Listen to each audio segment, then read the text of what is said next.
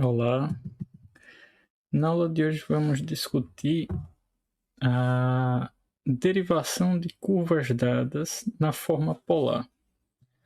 Só para lembrar, a forma polar é uma maneira de descrever também pontos do nosso espaço bidimensional, em que ao invés de a gente descrever um ponto diretamente a partir das suas coordenadas cartesianas, dando as coordenadas y e x, a gente, ao invés disso, procura descrever os pontos do espaço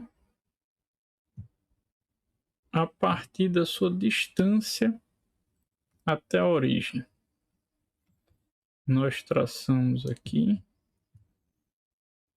a distância do ponto até a origem e o ângulo que é feito contando a partir do semi-eixo das abscissas na direção anti-horária considerada como positiva.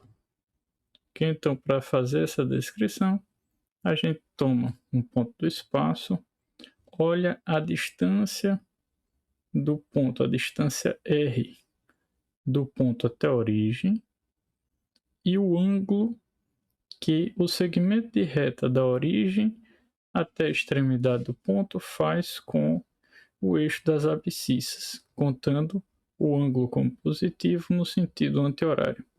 Dessa maneira, considerando as projeções aqui, a coordenada cartesiana x associada é dada por r cosseno de θ e a y associada é dada por r seno de θ. Dessa maneira, o usual para a descrição de uma curva parametrizada dada na forma polar é dar ela por uma equação na forma R dependendo do ângulo θ, ou seja, a distância que o ponto está da origem depende do ângulo em que a gente está observando ela, ok? Então essa daqui é a forma paramétrica usual, o raio dado a partir do ângulo θ. No caso em que essa função r de θ é derivável, a gente pode tentar olhar para os pontos de uma curva, né? Vamos imaginar que é uma curva alfa. O alfa, que vai depender agora de θ, vai ter as coordenadas cartesianas x dada por esse r de θ vezes o cosseno de θ e a coordenada y, esse r de θ vezes o seno de θ. E então, com esse olhar aqui, o que a gente acaba tendo é efetivamente uma função ainda parametrizada, só que agora parametrizada pelo arco que faz com o eixo das abscissas. E vale aqui chamar a atenção que é uma função multiplicada por cosseno de θ e a mesma função multiplicada pelo seno de θ. Essa daqui vai ser a característica de uma função de uma função parametrizada, uma curva parametrizada pela uma curva parametrizada dada no formato polar. Levando isso em conta, o θ aqui então ele funciona como nosso parâmetro, né? Nada mudaria aí se a gente passasse a chamar θ de t, como a gente vem utilizando o t como parâmetro. O r de t vai ser uma função que depende do parâmetro t, vezes o cosseno de t, vezes r de t, seno de t. E aí bastaria a gente fazer a derivada usual. Ok? Então, derivando isso daqui, o d∝ de t dt seria simplesmente a função vetorial, né, dada por derivada desse primeiro vou escrever aqui como R' de t cosseno de t, mais, né, derivada aqui de um produto, duas funções, mais R de t, derivada do cosseno de t menos seno de t.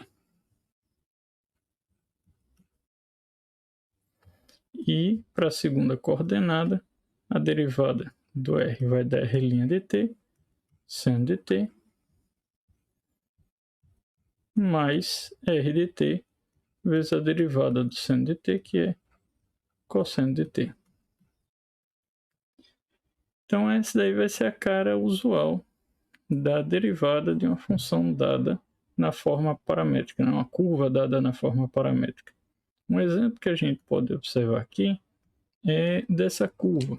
Essa curva daqui, ela é um caso de R de θ dada por seno de 2θ, de maneira que a nossa curva alfa de θ, ele vai ter como primeira coordenada o R de θ, que é o seno de 2θ,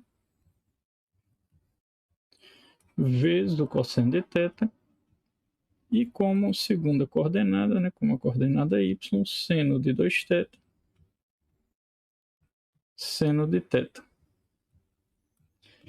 E aí, fazendo o cálculo da derivada, o alfa' de θ vai ser derivada do seno, que é o cosseno de 2θ, só que repare que é derivada do seno de 2θ, então vai dar 2 cosseno de 2θ vezes o cosseno de θ mais seno de 2θ vezes a derivada do cosseno vai dar menos seno de 2θ seno de θ, e a derivada aqui do segundo termo é derivada de um produto também, derivada do seno de 2θ vai dar 2 cosseno de 2θ vezes o seno de θ, mais primeiro termo, seno de 2θ, vezes a derivada do segundo termo, a derivada do seno de θ é cosseno de θ. Então essa daqui vai ser a nossa derivada. Para cada θ diferente, a gente obtém um vetor diferente. E aí pode se perguntar, mas e aqui nesse ponto central, onde a curva se encontra aqui, até várias vezes?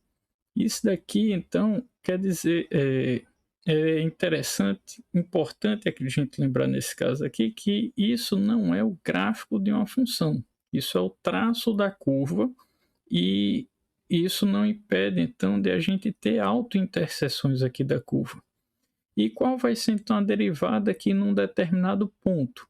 E aí, uma coisa para chamar a atenção é que a gente não tem aqui a derivada no ponto em si, mas numa situação como essa, né, a gente não pode falar em derivada num ponto em si, porque a gente vai estar passando por esse ponto aqui em particular várias vezes. Só que a gente pode falar a respeito da derivada para um determinado parâmetro de θ. Por exemplo, o alfa' em 0, que é o momento aqui inicial, a gente pode imaginar como um primeiro momento, né, quando a pessoa aqui, ou a partícula que está fazendo essa trajetória, ela passa aqui nesse ponto. Nesse sentido aqui, a derivada dela vai ser 2 vezes o cosseno de 0, que dá 2 vezes cosseno de 2 vezes 0 é 0, cosseno de 0 é 1, vezes cosseno de 0 é 1 também, menos seno de 0 é 0, seno de 0 é 0. E na segunda coordenada, aqui tem o seno de 0 é 0, seno de 0 é 0, segunda coordenada vai dar 0.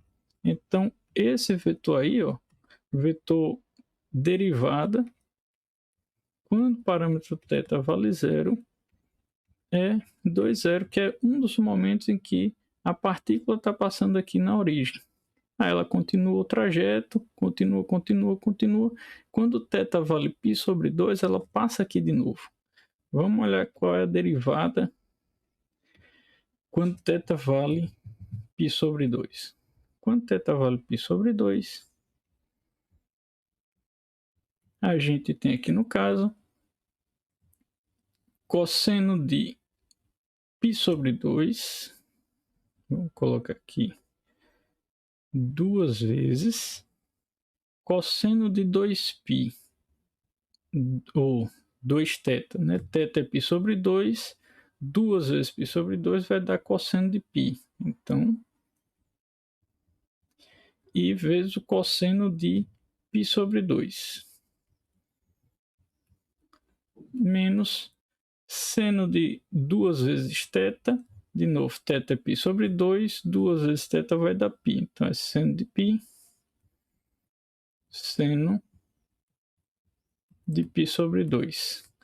Na segunda coordenada, a gente vai ter 2 vezes o cosseno de π vezes seno de π sobre 2, mais seno de π cosseno de π sobre 2. Basta que agora a gente identificar que no primeiro caso, cosseno de π sobre 2 vale 0, e aqui seno de π vale 0. Então, a primeira coordenada, ao todo, vai valer 0. E a segunda coordenada, seno de π vale 0. Então, esse termo daqui, segundo, vai todo valer 0. E a primeira parte aqui, dessa segunda coordenada, cosseno de π vale menos 1. Seno de π vale 1, então 2 vezes menos 1 vezes 1 dá menos 2. Então, reparem só. E esses dois pontos aqui, o alfa em 0 é igual ao alfa em π sobre 2, são dois momentos distintos em que a partícula aqui vai estar passando na origem. Nesse instante alfa de 0, o vetor tangente, o vetor velocidade, né, vai estar na horizontal apontando para a direita. E quando ele vai passar de novo aqui, quando θ vale π sobre 2, o vetor velocidade agora vai ser vertical apontando para baixo. E a gente poderia calcular também a derivada nos outros momentos em que a partícula passa aqui, considerando todas essas possibilidades distintas. Então, isso daqui é só mais uma maneira de a gente estudar curvas, e esse era o objetivo dessa aula de hoje.